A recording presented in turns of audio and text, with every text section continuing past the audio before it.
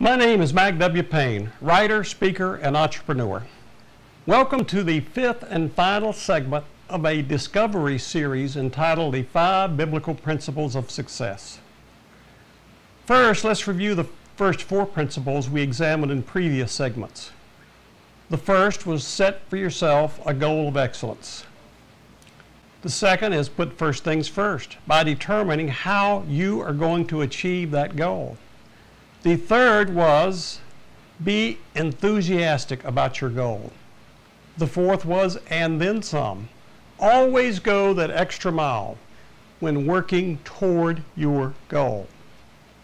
Now, before we look at the fifth principle, I again want to stress these are eternal principles that apply to both our secular pursuits as well as our spiritual lives.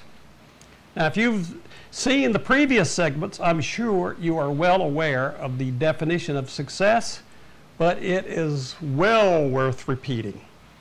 Remember, success is the progressive realization of a worthy goal. Now, let's take a look at that fifth principle of success. Now, I always leave this one to the last because it is a dirty 4-letter word. W-O-R-K. To succeed, you must be willing to work toward your goal. It will not happen by itself. You must act as well as think. Think about this. The Lord put the word work in the Bible 793 times. That should make you realize how important He considers work to be here on earth. Consider these passages.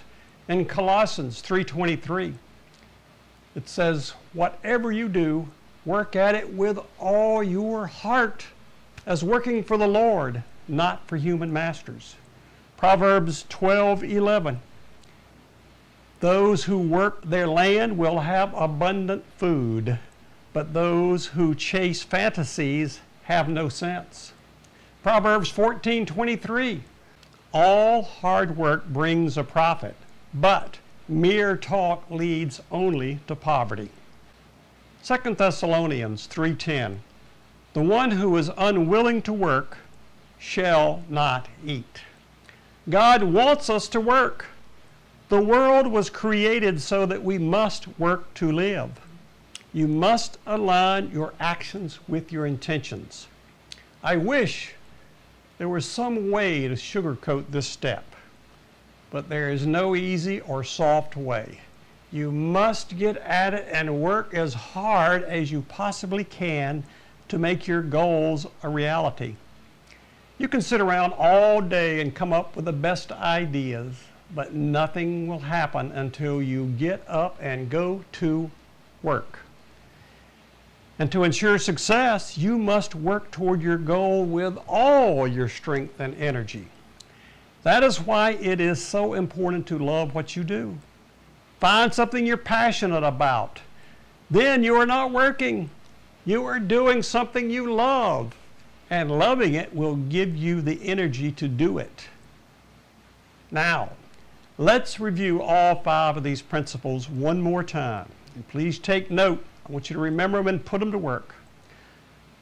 Number 1 is set for yourself a goal of excellence. Pick out something specific you want to accomplish and put a time limit on it. And then commit it to its realization with all your mind and body. Number 2, put first things first. After you select your goal and commit yourself to it, immediately determine exactly how you are going to make it happen. You must have a plan of action. Number 3 is always be enthusiastic. One of my favorites. And this enthusiasm must be based on the anticipation of the realization of your dreams and aspirations. It must be a deep enthusiasm that will stay with you through those difficult times that are going to come. If not, you will have just a shallow enthusiasm that will fade away at the first sign of trouble. So a good, strong enthusiasm is what you need to get you over those low spots which you're going to face. And number 4, and then add some. Always go that extra mile in pursuing your goal. Never go into your goal thinking, what is the least I can do to get by with this? What's the least I can pay? If you do that, you're not going to make it. You are going to be a failure. Remember, always go that extra mile in pursuit of your goal. Do that little extra. It's like an insurance policy. Number 5 is that dirty 4-letter word, W-O-R-K, work. You must take action and work to make your goal become a reality. And now, I want to leave you with this parting thought. When you are creating your goal program, remember Proverbs 23:7.